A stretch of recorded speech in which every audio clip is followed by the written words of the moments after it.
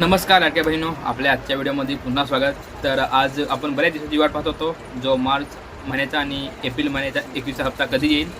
तर याच प्रश्नाचे आपण उत्तर आजच्या व्हिडिओमध्ये पाहणार आहोत. त्यामध्ये सगळ्या लाडक्या बहिणीसाठी खुशखबर आहे की आपल्या खात्यामध्ये जे पैसे आहेत ते खूपच लवकर येणार आहेत आणि ते कधी येतील ती तारीख पण फिक्स झाली आहे. तर तुम्हाला मी पुढच्या व्हिडिओमध्ये सांगणार आहे.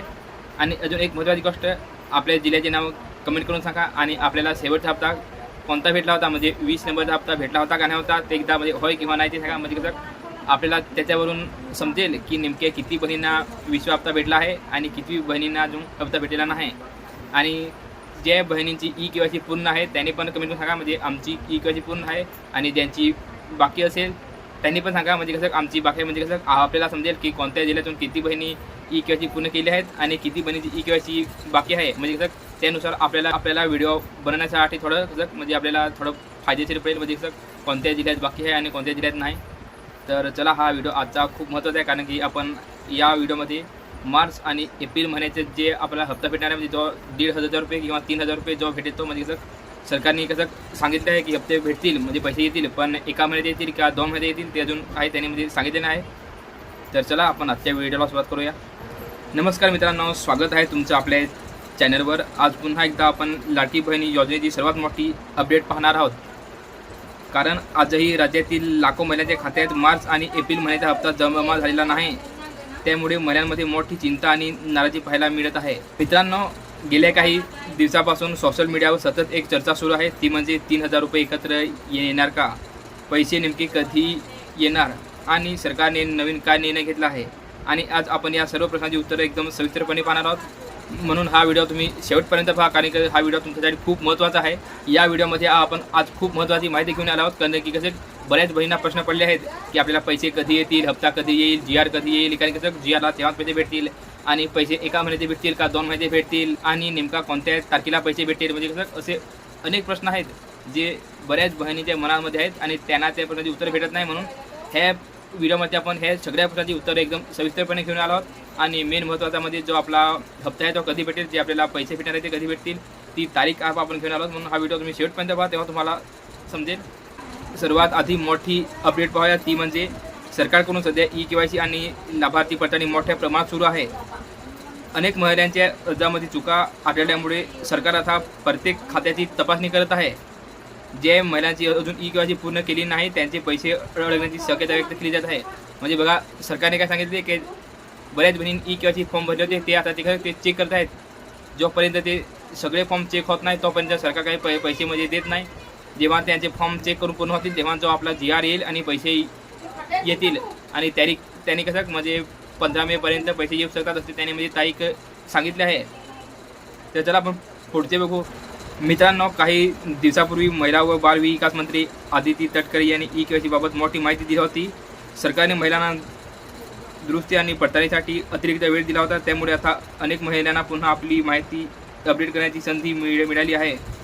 तर बघा, जी आपली मंत्री आहे म्हणजेच महिला व बाल विकास मंत्री आदिती तटकरे त्यांनी काय सांगितलं आहे की बऱ्याच बहिणींची ई-के-वाय-सी बाकी होती, त्यांना कशी म्हणजे जी मुदतवाढ दिली होती म्हणून ई-के-वाय-सी त्यांनी केली आणि त्यांचे फॉर्म चेक करायला चालू आहेत, म्हणून हा हप्त्याला उशीर होत आहे.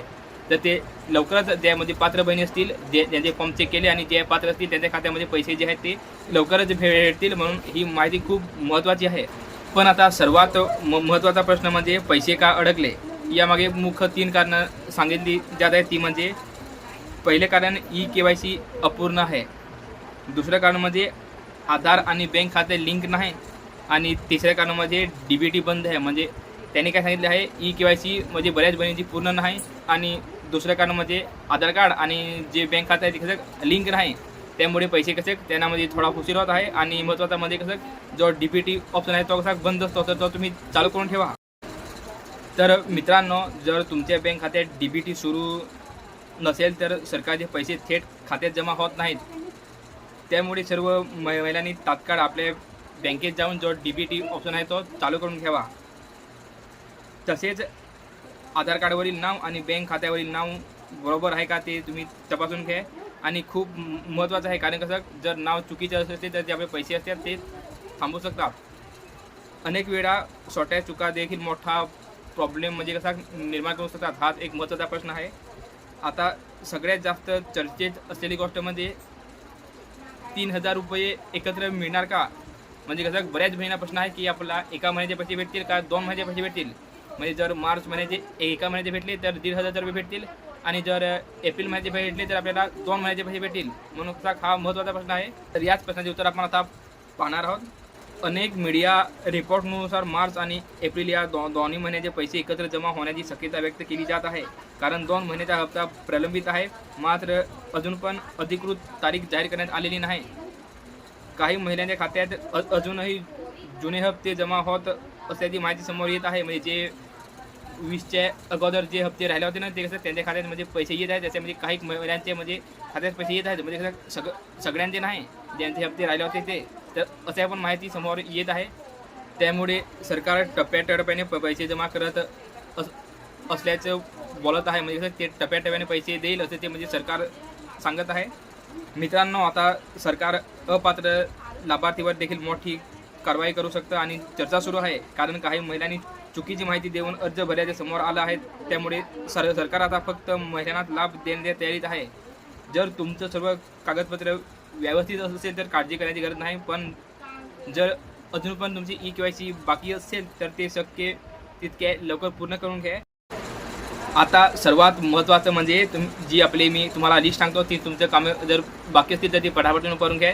ती म्हणजे पहिलं काम आहे EKYC पूर्ण आहे का ते चेक करा. नाही असेल तर ती करून घ्या. दुसरं म्हणजे आधार कार्ड अपडेट करून ठेवा.